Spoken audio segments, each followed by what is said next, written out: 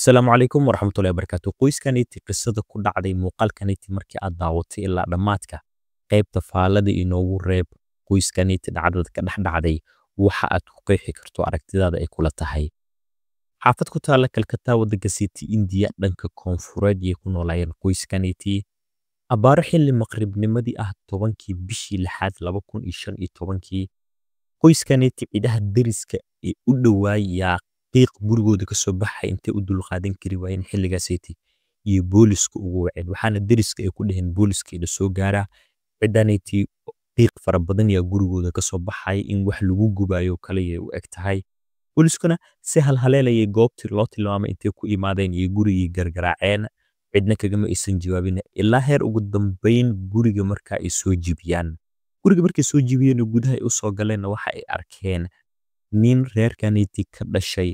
oo qayb ka mid ah guriga iska fadhiya shaa iska cabay xilligaasaytii wax falcelin badan aan ka sameyneynin waxa guriga ka dhaxdhacayo ilaa heer deriska intay ka yaabeen booliska ay soo wargeliyeen waxaana inankaasaytii markaa booliska ay ku dhaheen sidee wax u jiraan oo kale xaaladaniti nolol soo tilmaamay maxay tahay qiiqan guriga ka baxayna xaguu ka imaanaya isagoo aanan isdhibinbo falcelin badan aan sameyneynin ninkaniti inanka reerka ka dhashay waxa uu sameeyay in suuli farta ugu fiiqo ku dhahay aabahayga halkaasaytii ku gubanaye qofka halkaasaytii ku gubanayo ka soo qaado oo badbaadiya booliskana si halhaleel suuliga marka ay ku tageen waxa ay ugu tageen odaygii reerka oo halkaasaytii ku gubmay nafi badanna marka aysan ku jirinba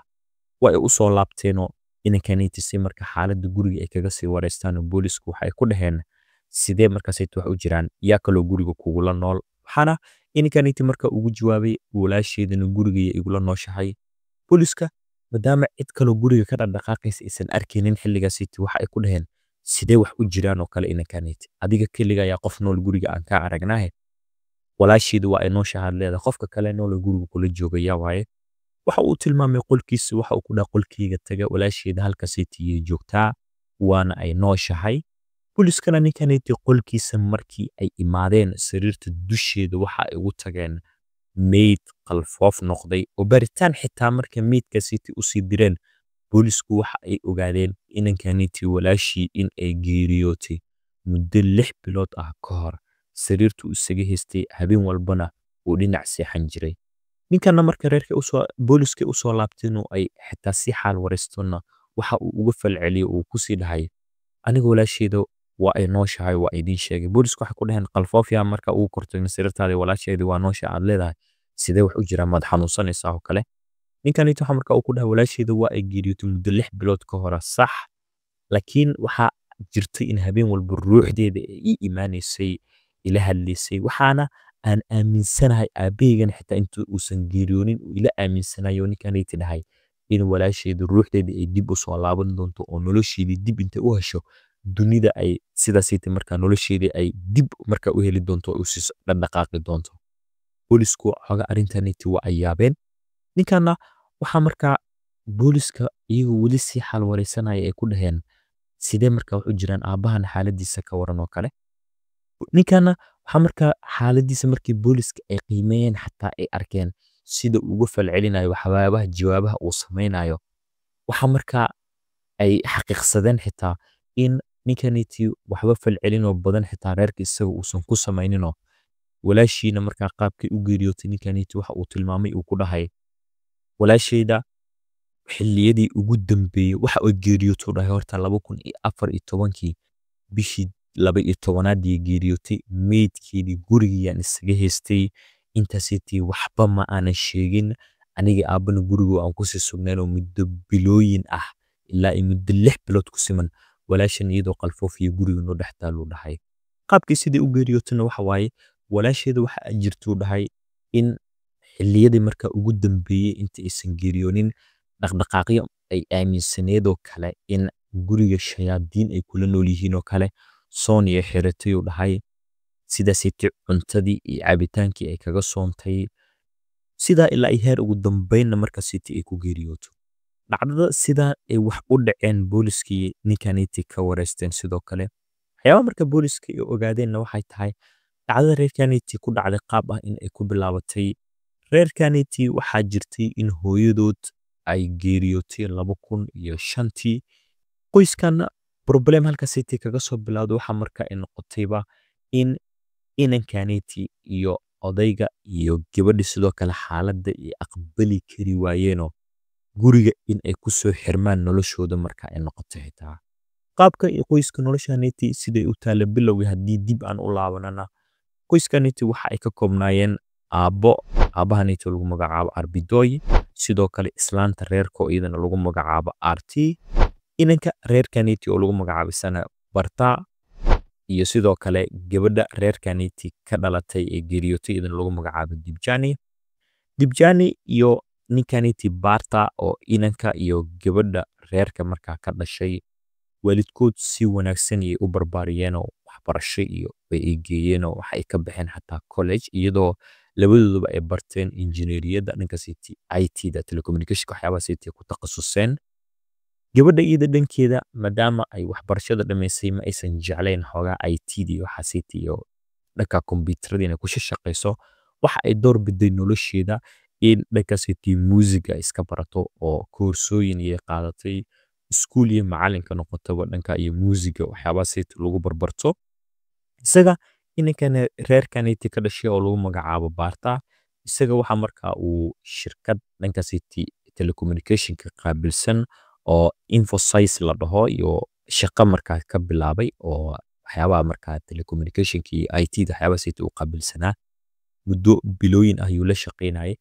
abshaqadiisa iyo maadaama ay la dhaceen shirkadana ninkaneti waxa loo sameeyay dalacsiin ilaa heer Mareykanka uu tagay halkaasaytina markaa uu shaqadiisa ka watay xaaladda qoyskaneti waxa isaga ahayd mid iska hagaagsan oo wax dhibo badan ma aysan jirin 2005tii waxaa dhacday in hooyada qoyskaneti xaalad caafimaad ay la soo diristay oo kansar uu ka haleelay xaggaasaytii naasaha heer ugu dambeeyna waa uu marayo isbitaal yaa loola cararay xilligaasaytii waxaa dhacdayna in isbitaalkii markii la geeyey ee baaritaan lagu sameeyey dhakhtarku uu sheegay in hooyadan xaaladeedu ay xoogaha daran tahay kansarkana heerka ugu saddexaad ama heer ziyaada oo jirkeedu uu ku gaaray oo kale daawooyin uu qorqoray dhakhtarka xilligaasaytii oo in wax uun rajaa la tacaalid marka ay yeelan karta maamadii sidaasaytii ku geeriyootay inanka reerkaneti oo lagu magacaabo Barta xilligaasaytii waa uu ka soo laabtay Mareykanka hooyadiis maadaama ay geeriyootay wadankii dib ugu soo laabtay si markaa hooyadiis aaskii uu kaga qayb qaato aaskii waxyaabihii markii ay dhammaadeenna xilligii inuu dib u laabto la sugayay waa uu diidaba in markaa dib dambe Mareykanka uu laabto waxa uu soo istaago ku dhahay aniga qurbo dambe in aan aado oo halkaasaytii aan ku maqnaado waalidkayga iyo qoyskayga aan ka fogaado kale ma doonayo dhahay oo sidaasaytii markaa wadankii uu ka shaqeynayay isla waqti yar kadib muddo koobanna weli xaaladii maadaama xusuustii hooyadiis ay ku soo maaxanayso geerideedana shaqadii waa uu wadi kari waayay xitaa waa uu iska soo kansalay shaqadii isagoo markaa iska fadhiid noqday oo gurigii ku soo laabtay sidoo kalena walaashii maadaama xusuusaha iyadana dhankeeda ay haysatay hooyada in ay geeriyootay waxa dhacday in iyadana 2007dii ay guriga soo fariisatay aabahana horeyba howlgab isaga ahaa isaga oo 1989kii howlgab noqdayba xilligaasaytii waxa markaa dhacday 2007dii wixii ka dambeeyay in reerkaneti aabaha inanka iyo gabadhaba guriga markaa isaga soo aruuraan oo dhaqdhaqaaq badan oo banaanka ay aadayaan ma aysan jirinba si xaaladda iyo waxyaabahaneti ay kaga baxaanna waxaa markaa noqotayba in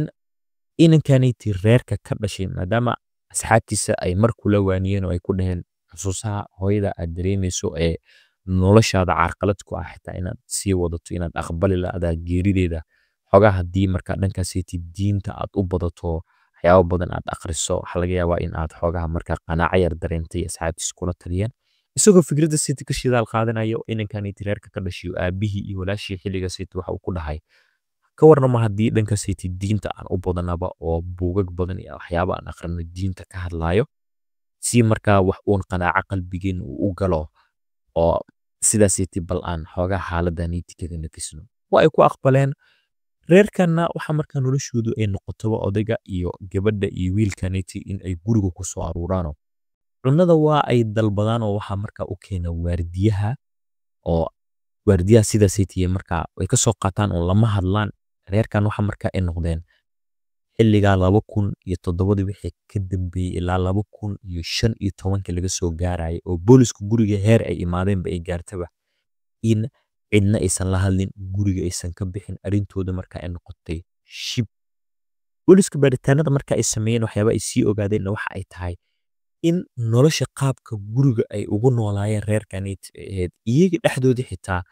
inanka gabadha iyo aabbaha islama aysan hadli jirinoo noloshooda inta ugu badan waxa ay ku qaadan jireen in ay akhriyaan bugagtaasiti uun wax uun bay dalbadaan haddii bugag ay doonayaanoo dhankaasiti diimaha ka hadlaayo sidoo kale haddii cunto ay doonayaan waa loo keenaa guriga loogu keenaa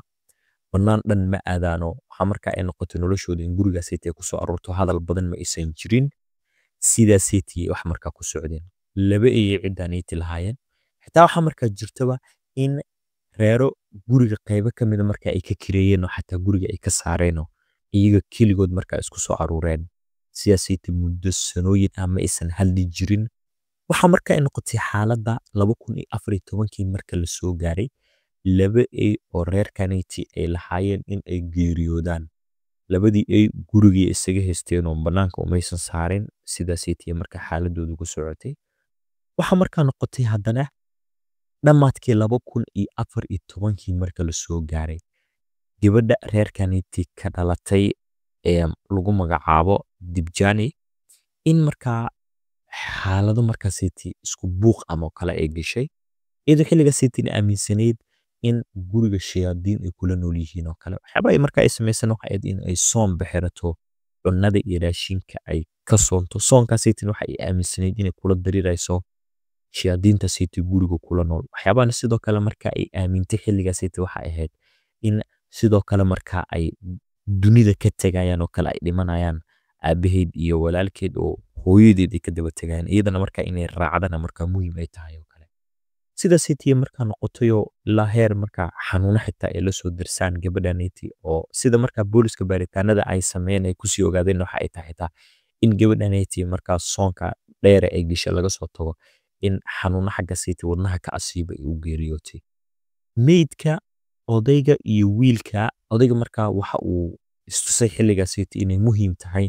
in gabadhanayti la aaso oo dadka markaasayta loo sheego booliskani sidoo kale la wargeliyo laakiin inanka reerkanayti ka dhashay aabiis waxa uu ku dhahay aabo maadaama anaga markaa dad hadda diimaysan aan nahay oo diinta aan wax badan ka akhrinay diinta iyagoo ay aaminsanaayeen waxuu dhahay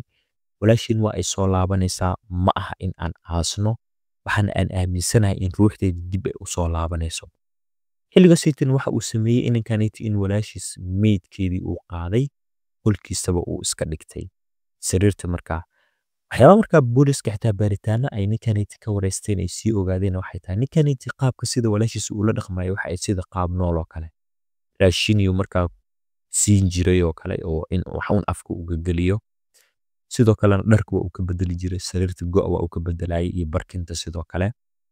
waa uu dhinac seexanayay oo udugaasiti qolka ka soo baxaya xitaa oo maadaama qalfoof halkaasiti ay ku noqotay sidaasiti ayuu kula noolaay meesha waxaana ninkanayti uu aaminsanayo odayga xitaa marka uu ka dhaadhiciyey inanka reerka in walaashii nolosheeda ay dib u soo laaban doonto wuxuu dhahay aaba ruuxdeeda iyo habeen walba ila hadasho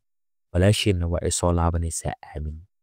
sidaasaytiyaa muddo 6 bilooda marka guriga isaga haysteen qalfoof iyadoo noqotay gabadha reerka inankanayti aabihii ilaa heer ugu dambeyn markii dambe xitaa reerkan maadaama maskaxda ay ka wada xanuunsadeen inta badan in aabbihii xitaa markaasaytii uu ugu dambeyn isaga uu isgubay oo suuliga intuu dhexgalay dab uu isqabadsiiyey qacaasna markaa heer ugu dambeyn xitaa booliska ay soo gaaraan oo ay imaadaan inankanayti waxaa markaa dhacday in maxkamad loo gudbiyo si xaaladiisa bal xukunkanayti reerka maadaama uu og yahay waxyaabahanayti haddana boolisku uusan la wadaagin in xukunadaasiti bal maxkamad uu ku wajaho in meyd guriga uu ku keydsaday oo dhibaata xitaa xanuuno ay ka dhalan kareen ilaa deriska ay ku faafi karaan oo deegaanka bii'ada inuu haleynayay in waxyaabaha gurigiisa ka dhacay boolisku uusan la wadaagin sababaasiti yaa maxkamad ninkaniti loo soo saaray xaalad ahaanba ninkaniti waxa markaa ay jirtaba xitaa in dhakhtar xitaa la geeyo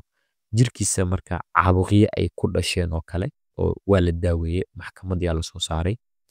maxkamadda marka la keenana waxyaaba marka qaadiga xitaa uu ka akhristay ninkan intuu ka dareemayo waxa ay nin maskaxda ka xanuunsan oo kale xilligaas inuu ahaa waxaa la amray in bal ninkan xoogaha meelaha dadka dhimirka lagu haayo kale in la geeyo halkaas lagu soo daaweeyo maadaamana wax mas'uuliyad uusan ku lahayn walaashiis geerideeda sidoo kalena aabihiis dabka uu isqabadsiiyey oo halkaas sababtaas ku geeriyooda marka wax sabab muuqda ninkan in falalkaas uu ku kacay uu lug ku leeyahay xitaa aan cadeymo lagu heli karin maxkamaddu waa iska fasaxday waa la daaweeyey ninkan waa la iska soo daayay waxaana markaa dhacdayba in uu ninkan magaalada dhinac intuu ka tagay haddana guriga kale halkaas uu ka kireystay welise laakiin xusuusihii iyo wixii uu aaminsanay kama aysan suulin oo waxaa jirtaba in guriga xitaa markaa booliska ay tagayeen oo baaritaan ay ku sameynayeen in buugaag badan ay ka heleen dhankaas diimaha ay ka hadlayo waxa ugu badan ee ninkan uu aqrin jirana waxa ay ahayd nolosha qofku markuu uu geeriyoodo kadib sida markaa uu noqonayo nolosha waxyaabaha dambe ee geerida ka dambeeya yuu aqrinayay buug waxyaabaha ka hadlayo diinta isaga markaa uu aaminsanay weli sidii uu ka sii waday hawshii meesha dadka ma uusan soo dhexgali jirin gurigiisa goonida uu iska deganaa waxa markaa soo dhacday oo xilligaas markaa waxaa haddana dhacdaba in muddo 2015 dabayaaqadeedii ilaa laga soo gaaro 2017 waxaa jirtay in ninkan markaa gurigaas goonida uu u deganay keligii uun halkaas uu isaga noolaay oo banaana ma uusan soo bixi jirin weli noloshiisa sidii markaa ka sii waday maalin maalmaha ka mid ah 1 February 2017 haddana mar kale waxaa dhacday in booliska markaa xaafadii kale cusub uu degay ninkan reerka ka haray in deriska halkaas kula noolay ninkan maadaama qiiq fara badan haddana guriga ay ku arkeen oo halkaas ka soo baxay waxaa markaa jirtay in reerka deriska la ahay inankan markaa ay booliska ku dacweeyaan booliska waa ay imaadeen gurigii u soo gargaraaceen oo kama uusan furin way ku soo jibiyeen suuligii ugu tageen ninkan uu isgubay oo meyd ah halkaas boolisku ay ka soo qaadeen qoyskan markaa waxyaabaha ugu badan ee inanka aabaha iyo gabadha bay u geeriyoodana waxa ay tahay